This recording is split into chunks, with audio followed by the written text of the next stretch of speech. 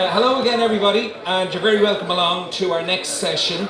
It's fantastic that everything is running to time in Ireland for a change, but it's been a great turnout all morning, as most of you have seen, and we've had some really interesting discussions in the different pavilions. And of course, it all began with that lively discussion at the opening this morning. So I hope you're learning a lot and that you're getting around all the different stands. And without further ado, for the next 30 minutes or so, we're going to focus on the issue of achieving net zero in agriculture. Now, when we think about that, what is it and how do we get there, and what are the challenges, what are the opportunities in actually doing it?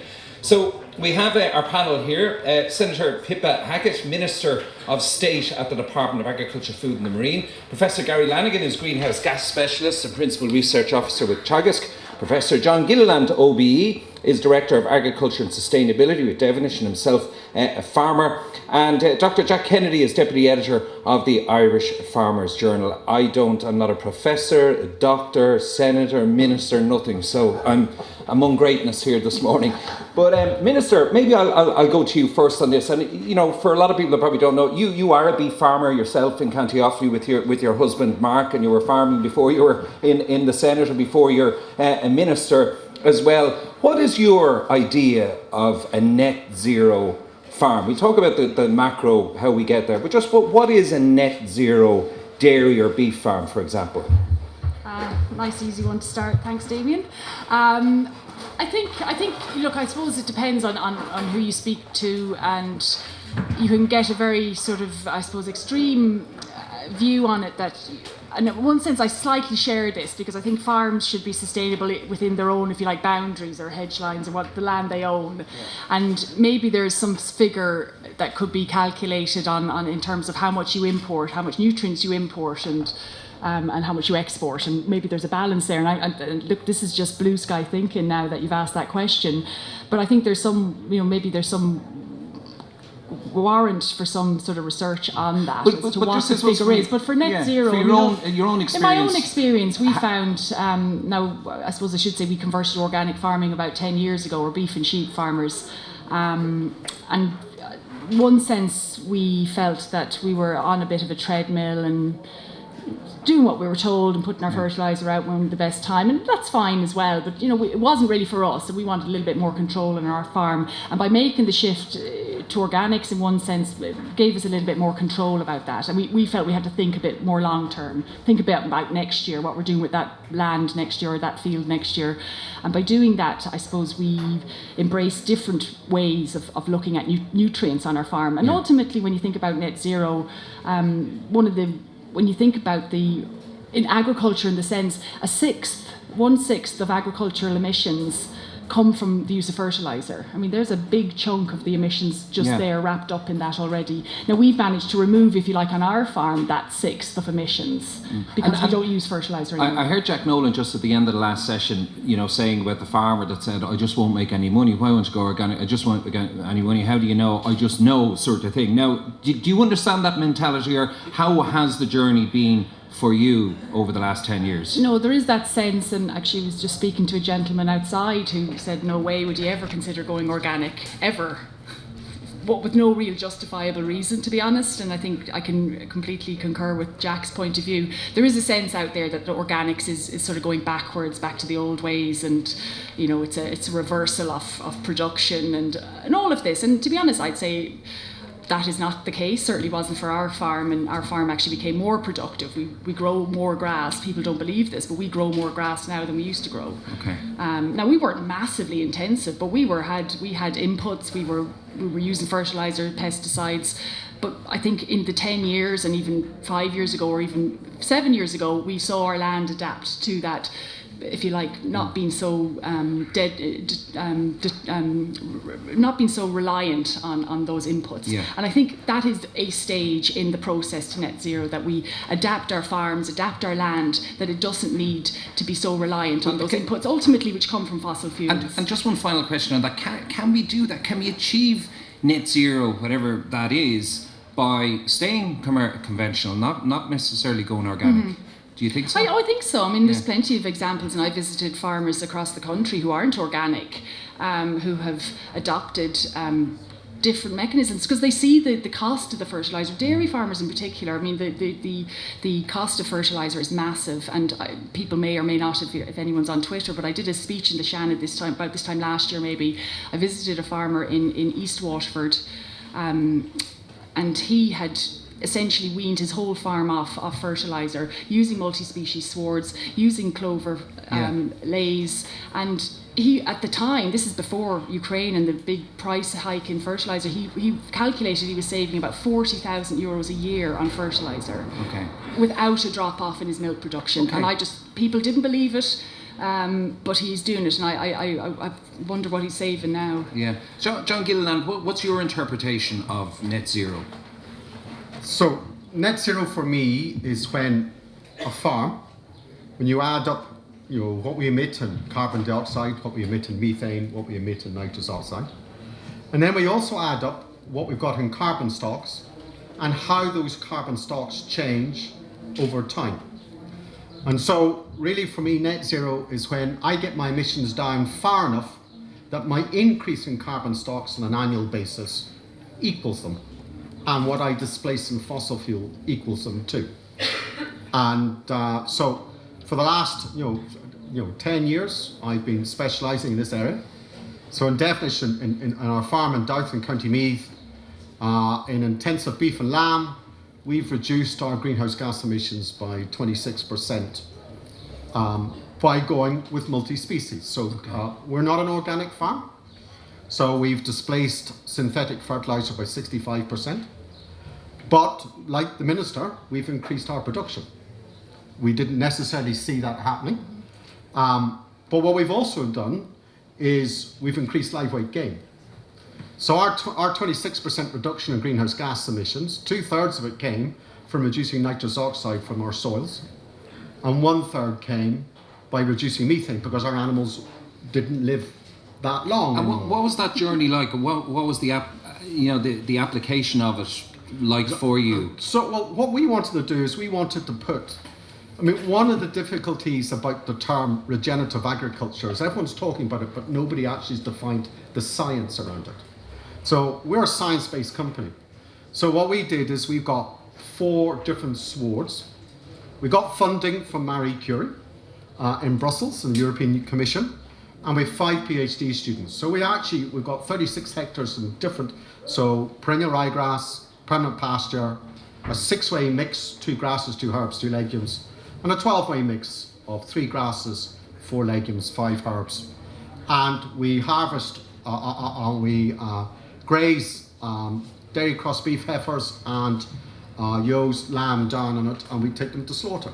And what we're finding is our live weight gain on average is 21% better, and we're getting about 28% more herbage with 65% less fertiliser. We didn't see that coming, that significance.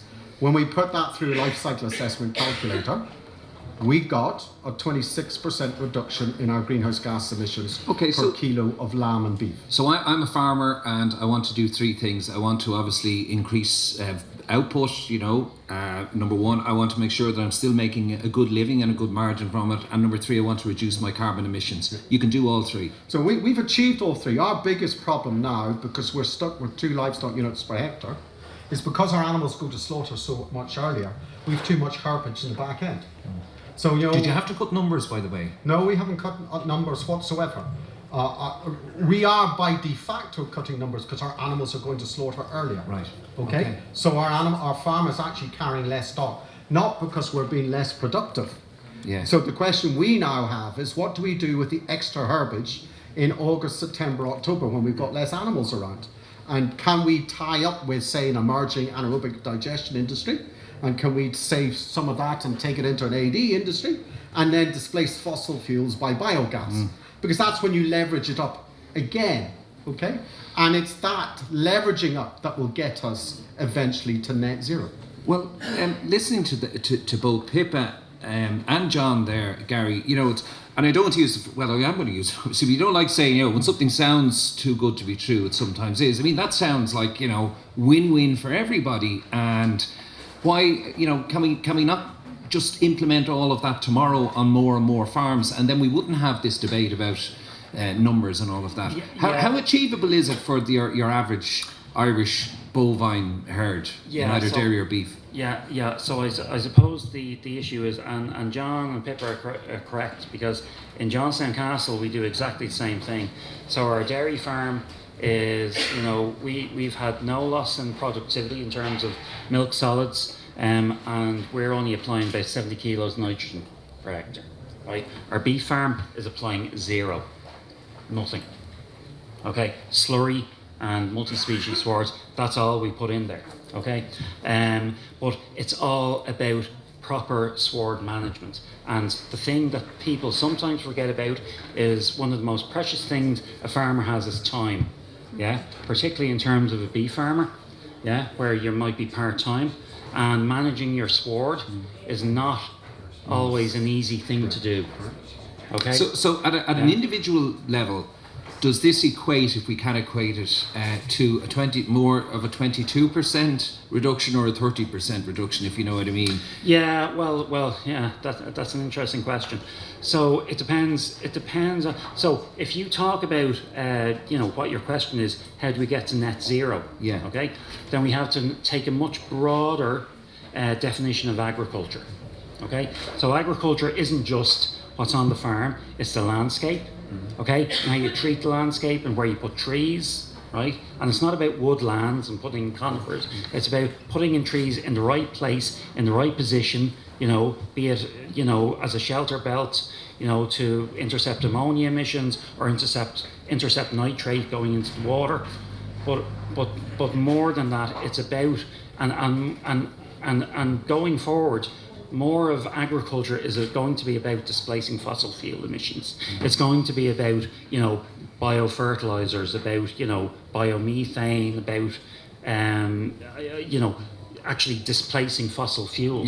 Ultimately, right? And growing renewables and solars and all of that on farm. Yeah, absolutely. Jack, are the tools and the policy, is everything in place for our farmers to actually, go down this road and achieve what John Gilliland has achieved? No, I'd say, Damien, not just yet. I feel like, and I suppose we're in the knowledge transfer game. We're trying to empower farmers, bring them along the journey in terms of understanding what the experts, the professors are saying in terms of what's important at farm level. But just this week, we have the first results from our soil carbon results from the footprint program that we have internally within the Farmers Journal that feeds into the Signpost Farms that Gary and Frank O'Mara and the Teagasc team are looking at, and diving deeper into, I suppose, that whole issue of carbon. But this is the first results in print for these farmers showing the range of carbon storage in their soils on their farms. That it's the start of the journey. It's John and Gary often talk about the baseline on these farms in terms of what carbon storage is on these farms.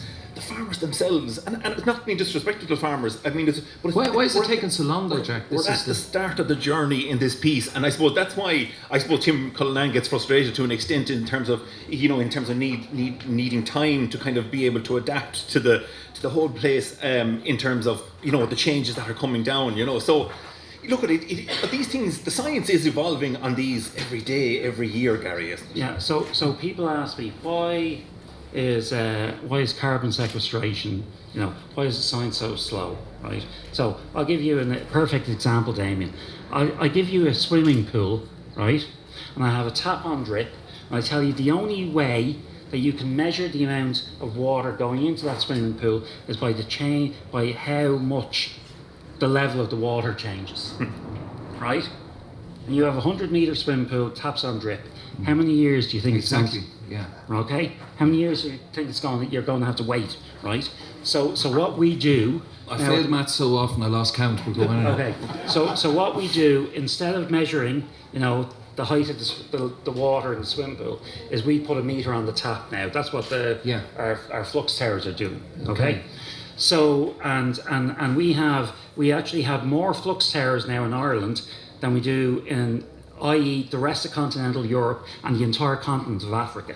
Now, maybe that's a good or a bad thing, I don't know. But anyway, so we're getting a handle on what's going on with carbon in Ireland. The problem we do have, though, and this is one for the Minister to think about is that our carbon levels in our soils are actually quite high.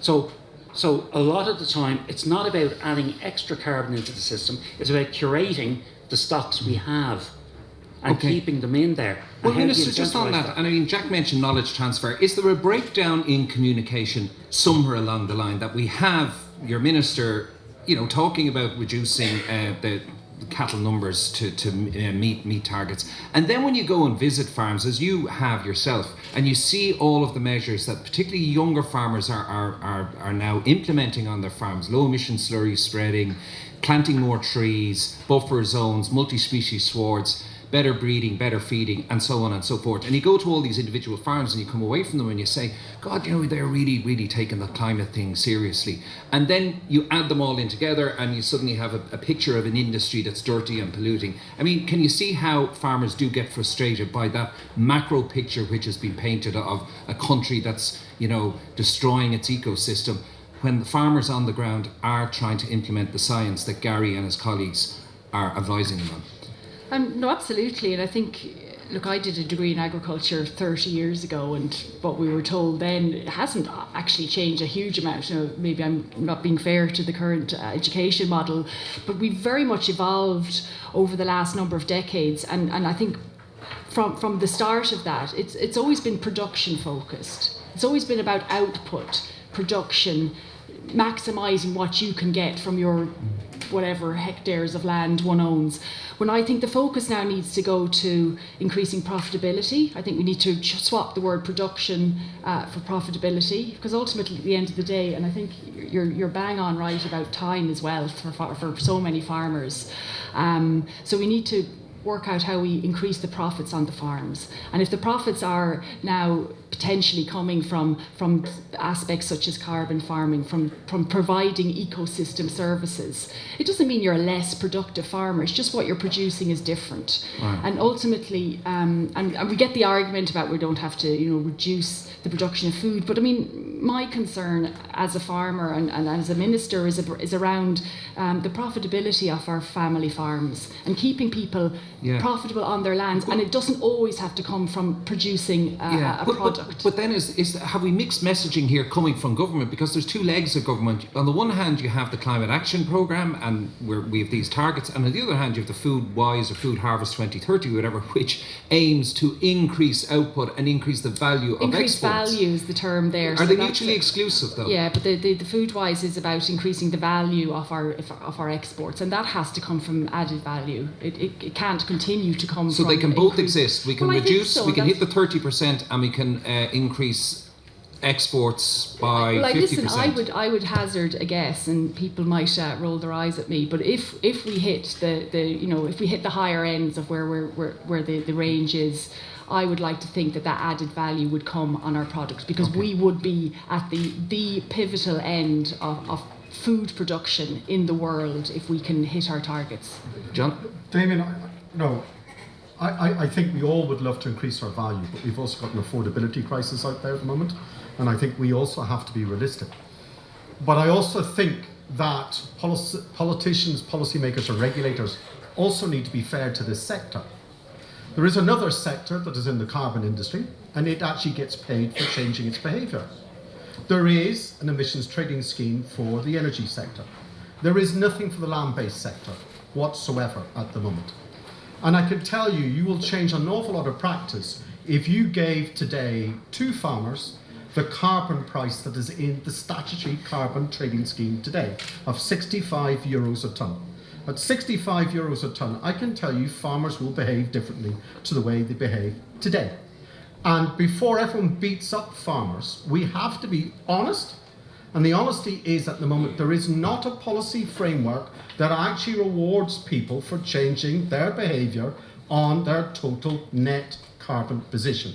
What I really compliment what Jack is doing in the journal, because what Jack is doing is he's communicating transparency of what farmers are. They're custodians of the nation's carbon.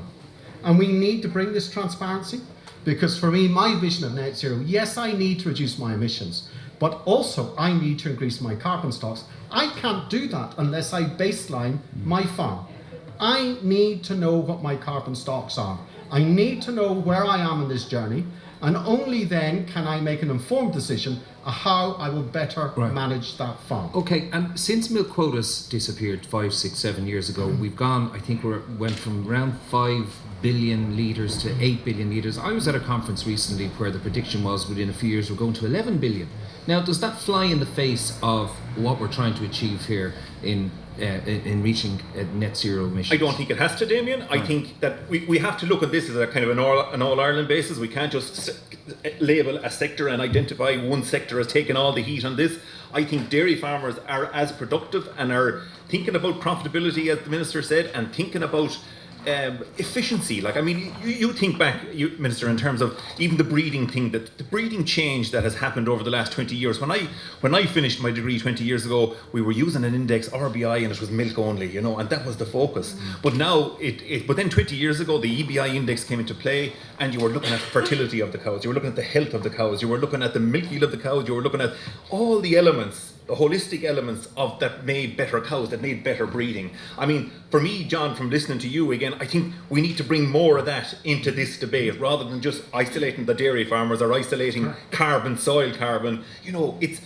There's swings and roundabouts. It's a system. It's holistic. It's the biodiversity is better because so I think they're not mutually exclusive. We can produce more milk efficiently and environmentally friendly, and I think there's lots of farmers out there that are doing lots now without getting much incentive, John. Okay, well, let's park the methane emissions to one side and let's look at land, air and soil quality and EPA reports, which points the finger at dairy expansion for the quality of water. So if we can reduce emissions from methane. I won't say it points it at what farming. About the biodiversity loss? It points it at farming and agriculture and other pieces that are playing into our rivers and streams as well. You can't local authorities, industry. Exactly. It's not one for all. So, but I think a lot of that, for me, again, is a lot of it is point source issues where there's a problem, where there's runoff on certain farms, where there's not enough storage or whatever.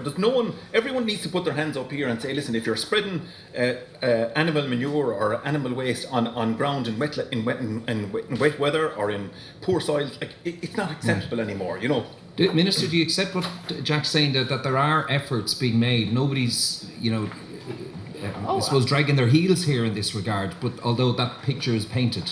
No, absolutely. Of one sector, as in dairy. No, I accept that, and I absolutely agree that huge strides have been made, to be quite honest. The question is it enough yet? And that needs to be answered. But I would agree with Jack on the point that a holistic approach is needed here, because we do, and I've said this time and time again, we get sucked into this discussing things in silos. So let's talk about climate action and emissions reductions. And then, but let's, by the way, over here talk about water quality. Oh God, biodiversity, air quality, all of these issues.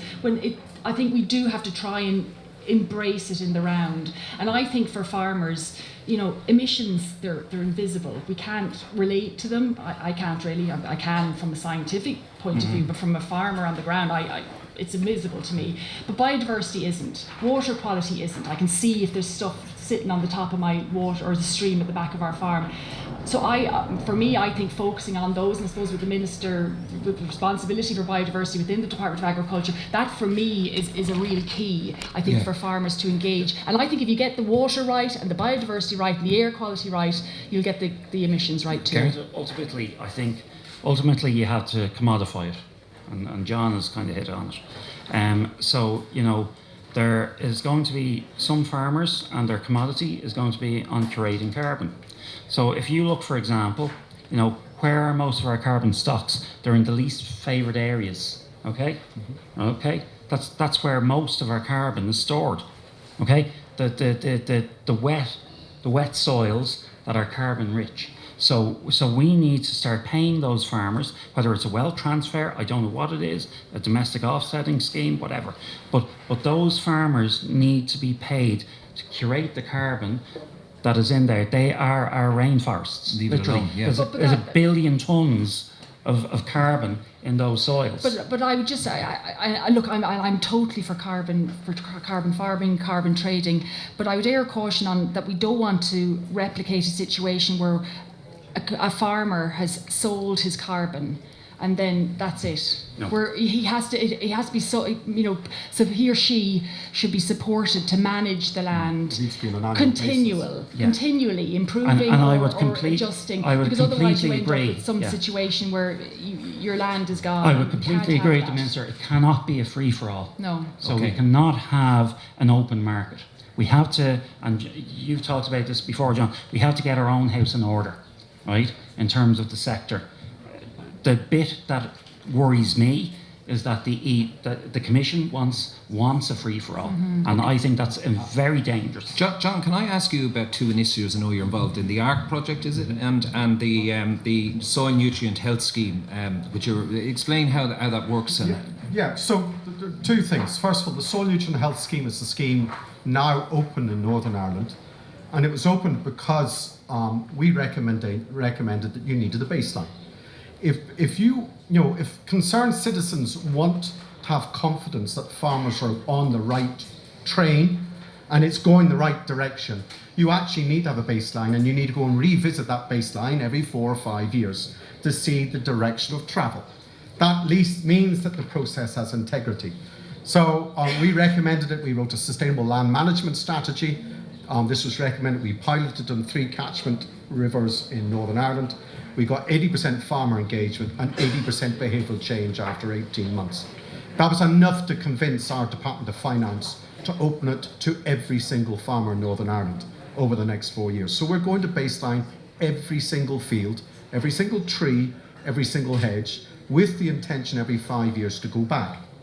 The ARC Zero project is an EIP Agri project, supported also by the Belfast government, and it's about taking 7 farms on a journey towards net zero.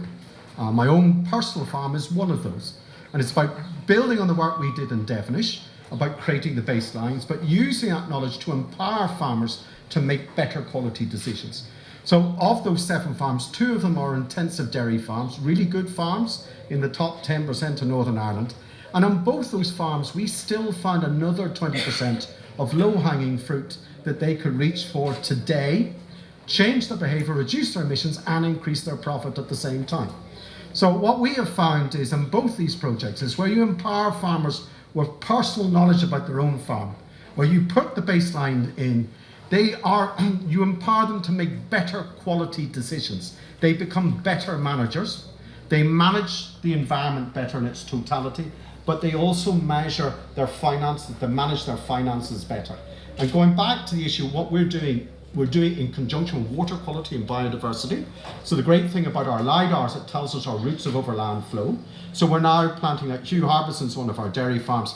He's planted as multi-species in his route of overland flow.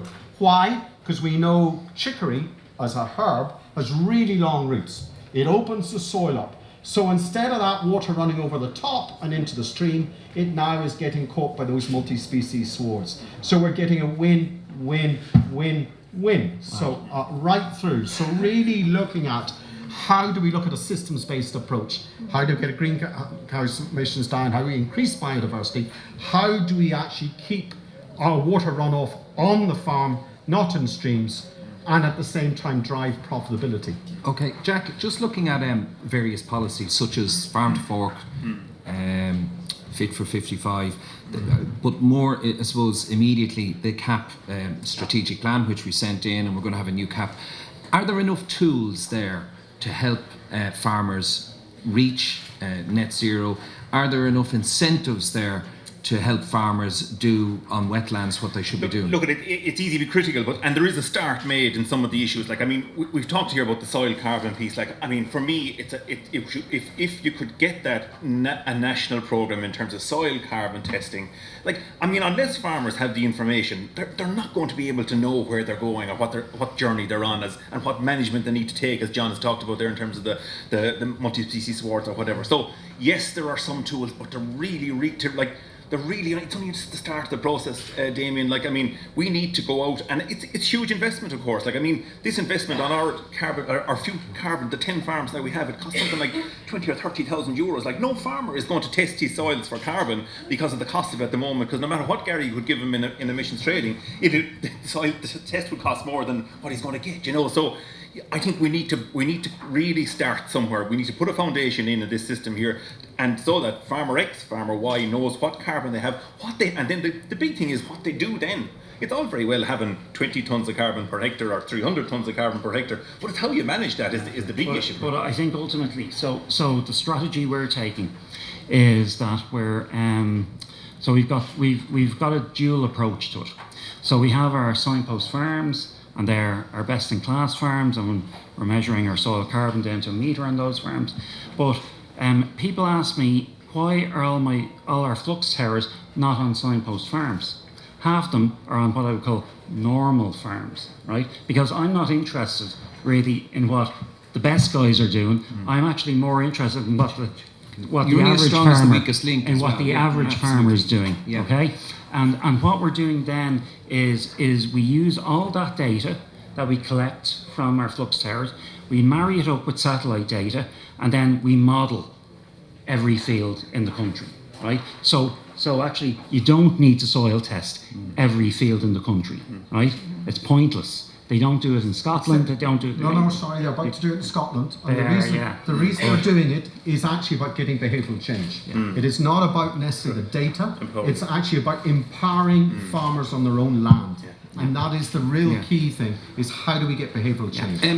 Go ahead, Gary, and come to the Minister. But the key thing is, right, when you take that soil test, the whole point of it, it goes into a model, and we model what will happen if you change your behaviour, okay? And that is the whole point about, if a farmer does a soil test, it's an average test for his farm. Now, he could have about 20 different soil types, but it is, as John said, about empowering the farmer, okay? And it's about then getting a direction of change. And what we want to do is to quantify exactly how much change will occur. Right. Okay, Minister, can I ask you, I suppose, this is a view that's out there among farmers on the ground, and we read about it and we hear about it, and probably us guys in the media drive this on as well. It's what we do.